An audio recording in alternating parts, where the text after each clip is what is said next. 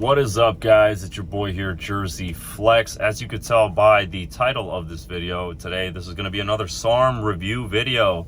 One of the most popular SARMs out there. Today I want to be discussing with you guys LGD 4033 Ligandrol.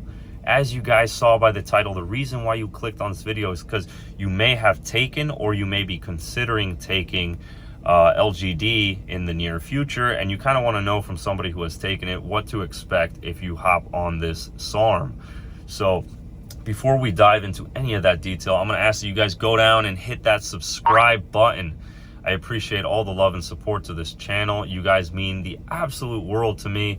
I absolutely love all the kind comments that I get and all the love and support, and the way that you guys have helped this channel grow over time.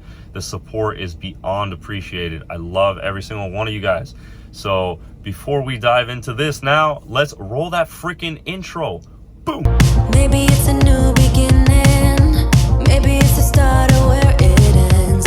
I know. There's no going back, and I'm loving you, I'm loving the chase.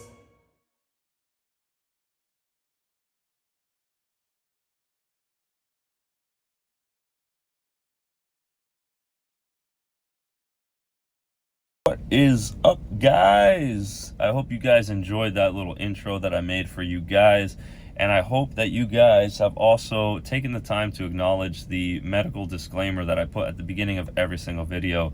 This video here is designed for educational and entertainment purposes only. It's for you guys to watch and enjoy something on a topic that I love talking about, that I'm pretty knowledgeable about, and also wish to share with you guys my experiences on all these compounds that I've ran in the past. But in no way, shape, or form am I your doctor. I'm a gym bro, dude. In no way, shape, or form am I trying to diagnose something that is in the hands or the job of a clinical practitioner or professional. So please keep that in mind, that this video is just designed to inform, entertain, and give you guys something to laugh at, or something that you guys can learn from for your own knowledge sake. I have to say that because, you know, there's going to be that person out there that may do or try something that I mention in these videos, and it's not good for them, because at the end of the day, SARMs are not good for you. This video is just for me to explain my personal experiences. So let's kind of begin discussion on LGD. If you guys have watched any of my prior videos on GW, Austrian, or Rad 140, LGD is a little bit different in the sense that the dose is a little bit smaller. It's 7.5 milligrams daily was what I was doing. It's a lot more potent. It's a lot stronger. Does that necessarily mean it's better or worse? Not necessarily. I would say LGD was probably the compound where I noticed the most strength gains. This is probably the second thing I've ever ran. I ran it right after doing Rad 140, and I did not notice that it kept me leaner in any way, shape, or form. I did not notice anything of that nature. Libido kind of stayed the same. Didn't really make me crazily aroused in any way, shape, or form. But what I did notice was strength gains. That's what I noticed tremendously. And I know I've gotten a lot of comments on my original LGD video where I kind of did a complete overview on the compound, but this is kind of more dialed towards my experience. I noticed some intense strength gains, big time, on LGD, more so than anything I've ever ran except for Tren. Obviously, Tren is like the holy grail. I got shredded, I got bigger, I got stronger, but we're not talking about Tren. I made a separate video discussing that if you guys wish to watch that. But LGD definitely gave me large increases of muscle tissue and strength. More strength than muscle, to be honest. I noticed that my output was pretty insane as well. My duration in the gym, in the weight room, got pretty lengthy. Longer workouts, shorter recovery time, and an intense amount of strength that I put on. I'd say my bench probably went up from anywhere between 25 to 50 pounds, give or take. 50 on a good day, 25 to 30 on a bad day, but I felt stronger. I definitely felt stronger, and that's way more. Those numbers are definitely not placebo, because numbers that I was kind of struggling with on a bench press became pretty easy, I would say, like 3 weeks into the LGD run.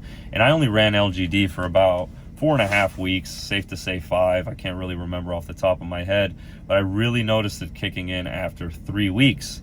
So that's something also that you guys have to remember. Nothing is a magic fix. Nothing is a magic pill. Nothing is going to make you into Superman unless you put in the work for it and also give it the time to activate. LGD is the same as everything else that I've ever ran. It takes a little while to work. The only things that I personally noticed that were instant was probably Dianabol and GW. GW was like day of. You know, GW, I did it in dropper form, and the very next day I was running miles on end, not even winded. You know, the stamina that came from GW was just amazing, insane. Definitely recommend it for endurance athletes that are not tested. But LGD took some time. Only reason I spoke of those other compounds because it's relatable in the sense that LGD takes a little bit of time to work, but the strength that you get is amazing. Something that I can recommend is someone like who wants to increase their batting average or hit a baseball a little harder, throw a bowling ball harder. It's definitely going to do the job. And again, I don't recommend these things. I'm not a doctor.